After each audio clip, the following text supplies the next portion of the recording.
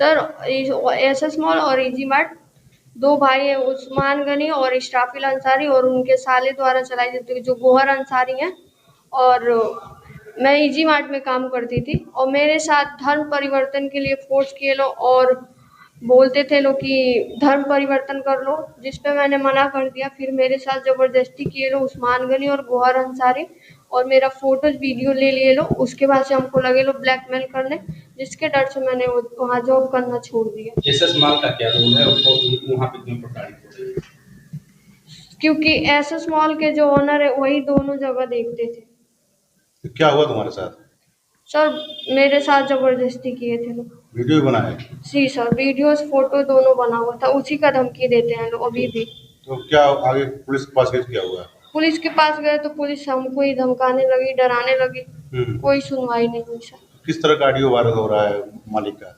जिसमें वो बोले हैं कि मैं एसपी से लेके और बहुत सारे कर्मचारियों का नाम लेके कि हम लाखों रुपए खर्चा किए हैं, मेरे डायरी में वो नोट है।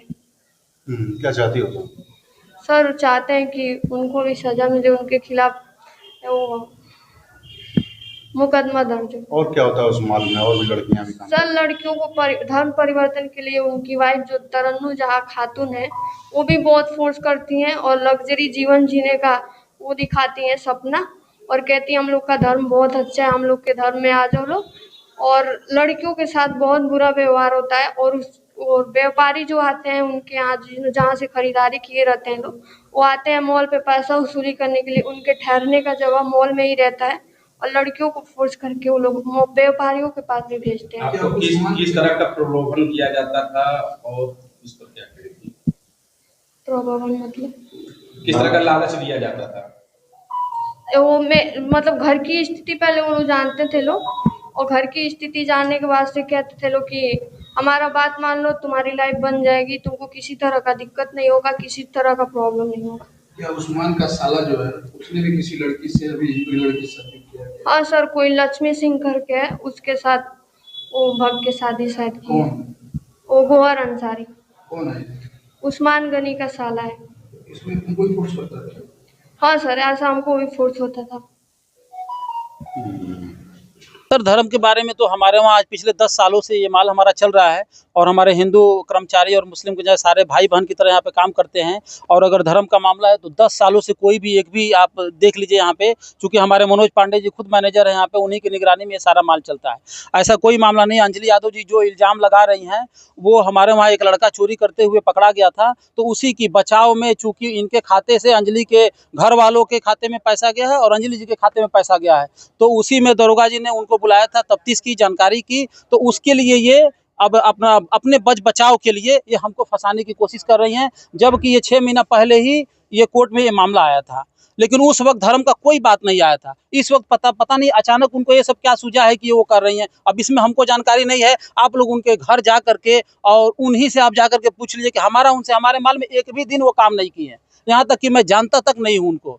इससे पहले भी मामला उजागर हुआ? हाँ, इससे पहले 6 महीना पहले जब हमारा वो पकड़ा गया था शाह आलम, जिसने चोरी किया था, तो उस मामले में उसको बचाने के लिए 2 दिन बाद ये थाने में भी अपना एप्लीकेशन डाली, तरह तरह के झूठे इल्ज़ाम हमारे माल के खिलाफ हमारे लिए लगाई, मगर मैं एसपी कार्यालय में भी डाली, वहाँ से मेरे को बुलाया गया और सारी जानकारी हमने उनको दिया। उन्होंने सत्यता के आधार पे उस पर हम लोग को छोड़ दिया गया। और उस पर वहाँ पे चूँकि हम सिर्फ इसलिए लड़की जान के भाई किसकी शादी उदी करना है, तो इसलिए हम हर जगह इस बात को नहीं कहे, क्योंकि हमारी बेटी बहन है भाई, उसकी भी इज्जत बची रहे। आप पर, आपके भाई पर, आपकी पत्नी पर गंभीर आरोप है, और ये भी आरोप है उन पर जी, यहाँ जो अन्य लोग आते हैं जो व्यापारी कलेक्शन करने जी, यहाँ रहने की व्यवस्था है, और उनके पास जो है लड़कियों को, यहाँ जो लड़कियाँ काम करती हैं उनको भेजा जाता है, शोषण होता है, इस पर क्या करेंगे? सर मैं ये कहना चाहूँगा कि हमारे वहाँ तो वो लड़की पहली बात काम ही नहीं की है, हमारे एसएस माल में एक भी दिन काम नहीं की है, और हमारे वहाँ रहने की ऐसी कोई व्यवस्था हमारे माल पे है ही नहीं है।